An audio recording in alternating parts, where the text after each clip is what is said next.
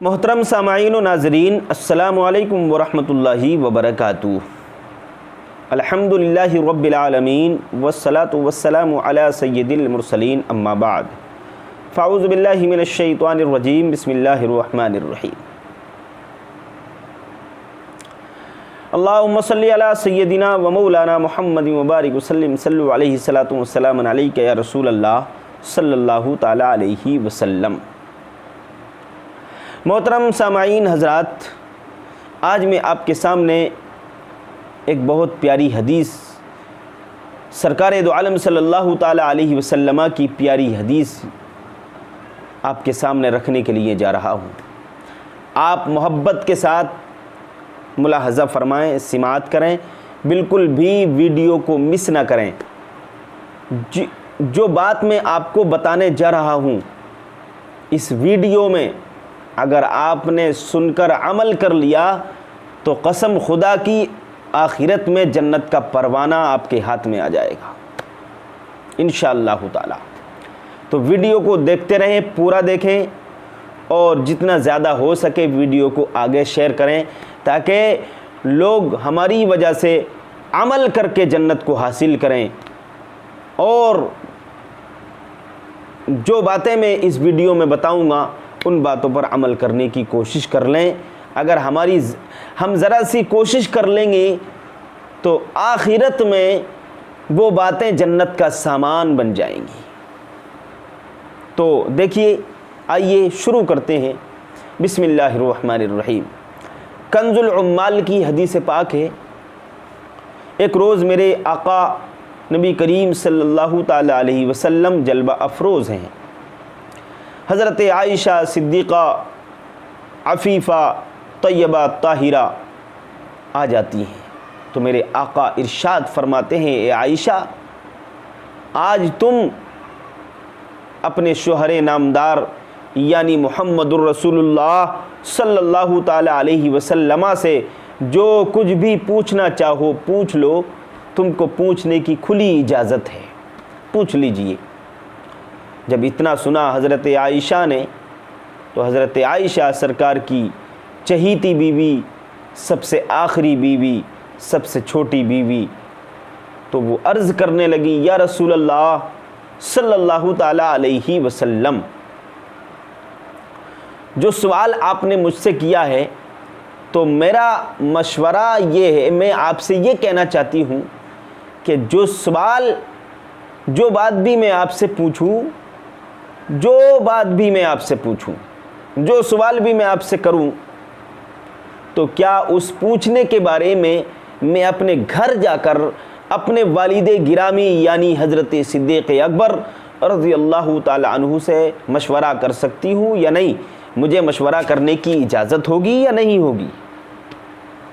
جب اتنا کہا حضرت عائشہ صدیقہ رضی اللہ تعالی عنہا نے تو غیب دا نبی نے ارشاد فرمایا، میرے نبی نے ارشاد فرمایا، اے عائشہ، تم اپنے گھر چلی جاؤ اور اپنے والد محترم حضرت صدیق اکبر سے مشورہ کر لو۔ وہ جو بھی تم کو مشورہ دیں اس مشورے کے حساب سے، ان کے مشورے کے مطابق کل آ کر کے مجھ سے پوچھ لینا۔ جو بھی تم پوچھو گی انشاءاللہ میں اس کے بارے میں تمہیں بتاؤں گا، جو بھی تم پوچھو گی میں انشاءاللہ تعالی بتاؤں گا۔ حضرت عائشہ صدیقہ رضی اللہ تعالی عنہا اپنے گھر آ جاتی ہیں اور حضرت صدیق اکبر کی بارگاہ میں عرض کرتی ہیں، بابا جان، سرکار دو عالم صلی اللہ تعالی علیہ وسلم نے ارشاد فرمایا ہے، حضور پاک صلی اللہ علیہ وسلم نے ارشاد فرمایا، اے عائشہ، آج تم اللہ کے رسول سے جو پوچھنا چاہو پوچھ لو، تم کو کھلی اجازت ہے۔ حضرت صدیق اکبر نے ارشاد فرمایا، بیٹی عائشہ، تم سرکار دو عالم صلی اللہ تعالی علیہ وسلم سے دنیا داری کے بارے میں مت پوچھنا، کسی بھی بارے میں مت پوچھنا، کوئی بھی بات مت پوچھنا، مگر ایک ہی بات پوچھنا، صرف اور صرف ایک ہی بات پوچھ لینا۔ نہ جنت کے بارے میں، نہ دوزخ کے بارے میں، نہ گھر کے بارے میں، نہ خاندان کے بارے میں، نہ رشتہ داروں کے بارے میں، نہ اپنے بابا جان کے بارے میں، نہ امی کے بارے میں، کسی کے بارے میں نہیں پوچھنا ہے، کوئی سوال نہیں کرنا ہے، مگر صرف ایک ہی سوال کرنا ہے۔ کہا کون سا سوال؟ کہا سوال یہ ہے تم یہ بات پوچھنا کہ اللہ کے رسول صلی اللہ تعالیٰ علیہ وسلم میرے ماں باپ آپ پہ قربان ہو جائیں، میرے ماں باپ آپ پہ قربان ہو جائیں، اور اس کے بعد میں تم یہ بات کہنا کہ یا رسول اللہ صلی اللہ تعالیٰ علیہ وسلم میں اور تو کچھ نہیں پوچھنا چاہتی، بس ایک ہی بات پوچھنا چاہتی ہوں کہ جب آپ کو اللہ نے عرش اعظم پر بلایا تھا، معراج پاک سے نوازا تھا، معراج عطا فرمائی تھی، عرش پر بلایا تھا، معراج پہ بلایا تھا، جب آپ کو معراج ہوئی تھی، عرش اعظم پر گئے تھے، جنت کی سیر کی تھی، اس وقت میں عرش اعظم پر جب گئے تھے، معراج پاک میں آپ کے درمیان جو آپ کے رب کے درمیان جو باتیں ہوئی تھیں، آپ کے درمیان اور آپ کے رب کے درمیان جو باتیں ہوئی تھیں، ان باتوں میں سے کوئی ایک بات بتا دیجئے، بس صرف میں اتنا پوچھنا چاہتی ہوں۔ جب اتنا کہا تو سرکار دو عالم صلی اللہ تعالیٰ علیہ وسلم نے ارشاد فرمایا، وہ راز کی بات تھی، کیونکہ راز کی بات تھی، اور حضرت عائشہ نے یہی کہا تھا کہ یا رسول اللہ جب آپ کو معراج ہوئی تھی، معراج میں آپ گئے تھے، تو آپ کے درمیان اور آپ کے رب کے درمیان جو راز و رموز کی باتیں ہوئی تھی، ان راز کی باتوں میں سے ایک بات بتائیے۔ راز کا مطلب ہوتا ہے چھپانا۔ تو آقا ارشاد فرماتے ہیں، عائشہ میں جب عرش اعظم پر گیا تھا، معراج سے اللہ پاک نے مجھے نوازا، مجھ کو معراج عطا فرمائی، تو میرے درمیان اور میرے رب کے درمیان بہت ساری راز و رموز کی باتیں ہوئیں، لیکن ان راز کی باتوں میں سے ایک بات یہ بھی ہوئی تھی کہ زمین پر رہنے والا میرا ایک بندہ، میرے رب نے ارشاد فرمایا تھا، میرے رب نے ارشاد فرمایا تھا، اللہ کے رسول ارشاد فرما رہے ہیں، بتا رہے ہیں حضرت عائشہ کو، اے عائشہ جو راز کی باتیں ہوئی تھیں، ان راز کی باتوں میں سے ایک بات یہ بھی ہوئی تھی، معراج پاک میں اللہ نے ارشاد فرمایا کہ دنیا پر رہنے والا میرا ایک بندہ دوسرے میرے بندے کو خوش کر دے، ایک مسلمان دوسرے مسلمان کو خوش کر دے گا، ایک مومن دوسرے مومن کو خوش کر دے گا، ایک مسلمان دوسرے مسلمان کو خوش کر دے گا، تو میرے اوپر لازم ہے کہ میں آخرت میں اس کو جنت عطا فرماؤں گا۔ کیا فرمایا اللہ پاک نے نبی سے کہ اے میرے پیارے حبیب، کہ میرا ایک مسلمان دوسرے مسلمان کو، ایک مومن دوسرے مومن کو اگر خوش کر دے گا دنیا پہ رہ کر، ایک مومن دوسرے مومن کو، ایک مسلمان دوسرے مومن کو اگر خوش کر دے گا، تو میرے اوپر لازم ہے کہ آخرت میں اس کو جنت عطا فرماؤں گا اس کے بدلے میں۔ اب حضرت عائشہ کو جب یہ بات معلوم ہوئی راز کی، تو وہ خوش ہو گئیں، حضرت صدیق اکبر کی بارگاہ میں چلی گئیں، اور جانے کے بعد خوشخبری سنائی، سارا واقعہ بیان کر دیا کہ میں پوچھ کر آئی ہوں۔ جب یہ بات بتائی تو حضرت صدیق اکبر رونے لگے۔ حضرت عائشہ کو تعجب ہوا کہ اے بابا جان آپ رو کیوں رہے ہیں، یہ تو رونے کا موقع نہیں ہے، یہ تو خوشی کا موقع ہے، راز کی بات میں نے آپ کو ایک بتائی ہے۔ تو حضرت صدیق اکبر کا جواب سنو مسلمانوں، عمل کر لینا، عمل کر لیا تو قسم خدا کی زندگی سدھر جائے گی، آخرت بھی سدھر جائے گی۔ حضرت صدیق اکبر کا جواب سنو۔ حضرت عائشہ نے جب کہا کہ بابا جان آپ رو کیوں رہے ہیں، تو حضرت صدیق اکبر نے ارشاد فرمایا، بیٹی عائشہ جو میں جانتا ہوں وہ تم نہیں جانتی، میں رو اس لیے رہا ہوں کہ اللہ نے ارشاد فرمایا ایک مسلمان دوسرے مسلمان کو اگر خوش کر دے گا،